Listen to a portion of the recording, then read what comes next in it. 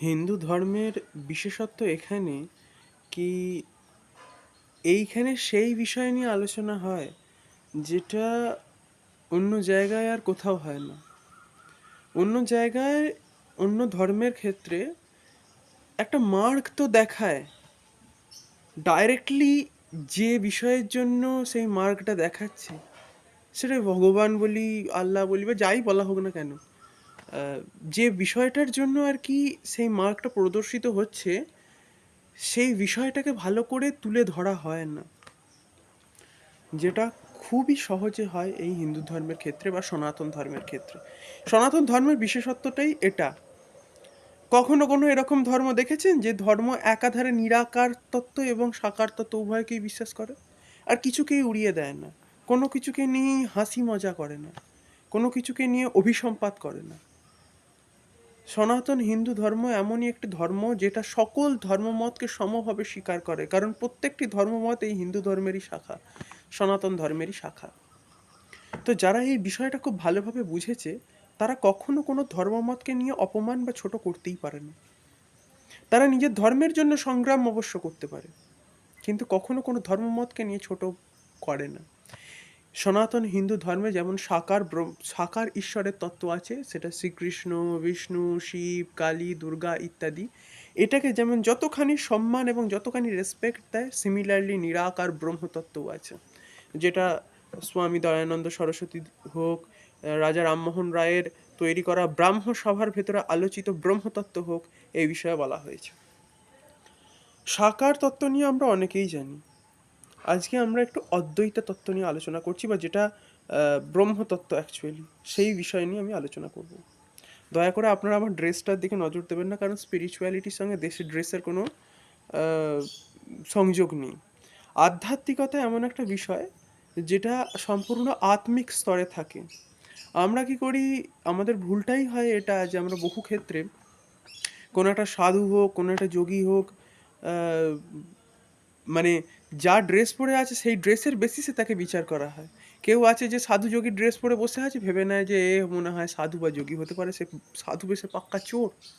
আবার অনেকে আছে হয়তো জিন্সের প্যান্ট, ফুল কোট, মানে একটা নায়কের টাইপের সেজে আছে, হতে পারে তার ভেতরেও কিন্তু সেই ব্রহ্মতত্ত্ব থাকতে পারে। তাই এই ড্রেসটাকে নিয়ে তো ভাববেন না যে হ্যাঁ কী ড্রেস পরে আছে।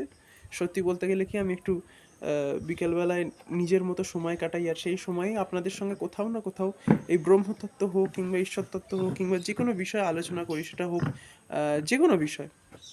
তো যারা যারা নতুন এসেছেন, যারা যারা চাইছেন যে আমার সঙ্গে জুড়ে থাকা, তো অবশ্যই আমার এই চ্যানেলটিকে অবশ্যই সাবস্ক্রাইব করবেন এবং আমার সঙ্গে অবশ্যই জুড়ে থাকবেন।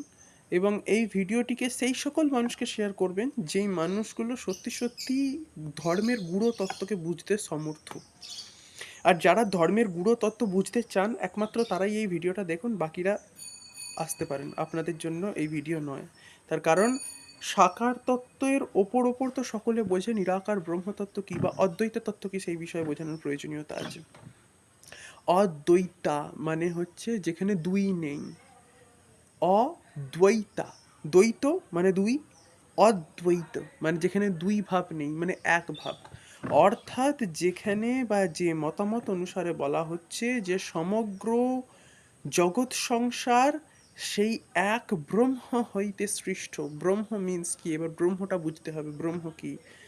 আমরা প্রত্যেকে মন্ত্র উচ্চারণ করি, সেই মন্ত্র উচ্চারণের ক্ষেত্রে আমরা দেখি ওম উচ্চারণ করা হচ্ছে। সমস্ত মন্ত্রের পূর্বেই ওম বলা হয়। হোয়াট ইজ ওম?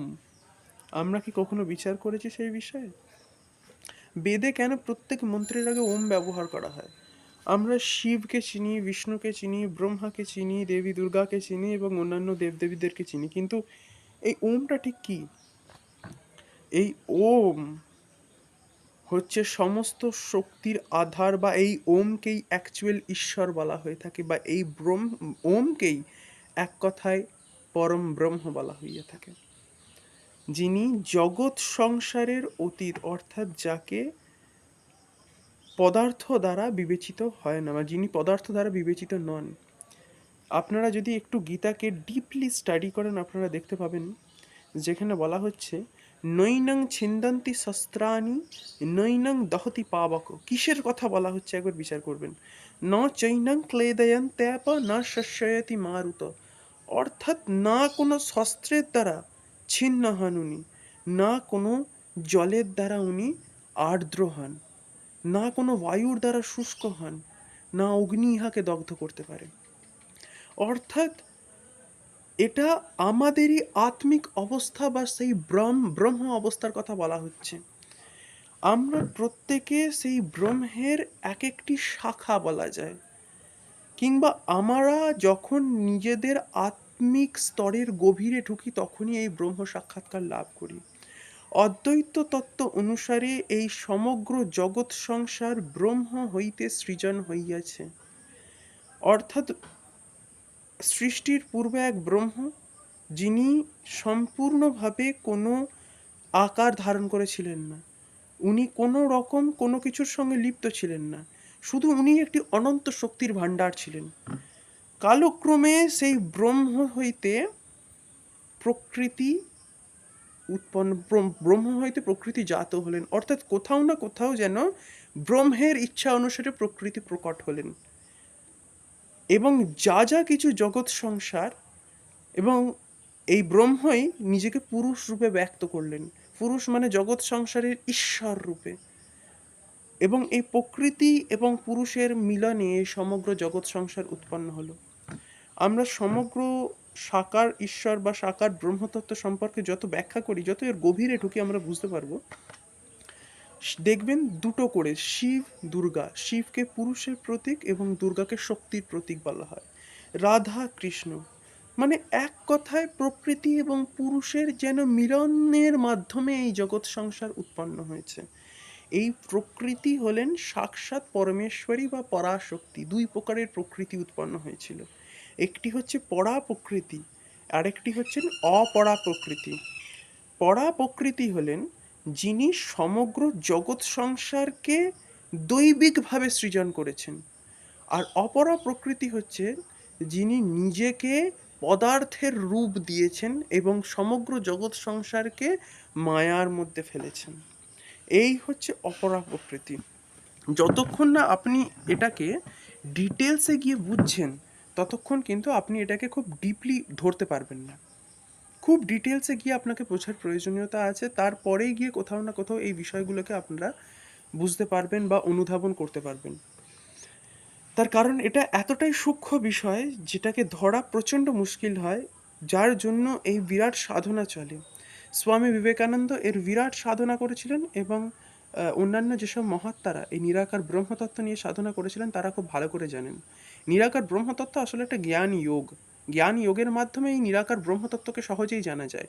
ভক্তি যোগের মাধ্যমে সাকার তত্ত্বকে সহজে উপলব্ধি করা যায়, কিন্তু জ্ঞান যোগের মাধ্যমে এই নিরাকার ব্রহ্মতত্ত্বকে ভালো মতোভাবে বোঝা যায়। কারণ এই নিরাকার ব্রহ্মতত্ত্ব কী করে, যখন কেউ ধ্যানের মাধ্যমে বা যোগের মাধ্যমে ঈশ্বরকে ভালো মতোভাবে বিশ্লেষণ করবার চেষ্টা করে, কোনো কিছুভাবে এক কথায় বিশ্বাস করে নেয় না হুট করে, কিন্তু নিজে একটা এক্সপেরিমেন্ট করে নিজের ওপর, ধ্যান করে নিজের মনের ওপর, ধীরে ধীরে ধীরে ধীরে আত্মাকে বিশ্লেষণ করে, তখন সে বুঝতে পারে যে তার যে অ্যাকচুয়াল প্রকৃতি সেটা পদার্থের অতীত, অর্থাৎ সেটাই ব্রহ্ম। অর্থাৎ আমরা কোনো এই সমগ্র জগৎ সংসার এর সমস্ত পদার্থ এবং আমরা যারা উপস্থিত আছি এই জগৎ সংসারে, এবং এমনকি যারা প্রস্থানও করেছেন এই জগৎ সংসার থেকে, কেউই ব্রহ্মের বাইরে নয়। অর্থাৎ প্রত্যেকেই সেই অনন্ত ব্রহ্ম শক্তিরই এক একটি অংশ স্বরূপ।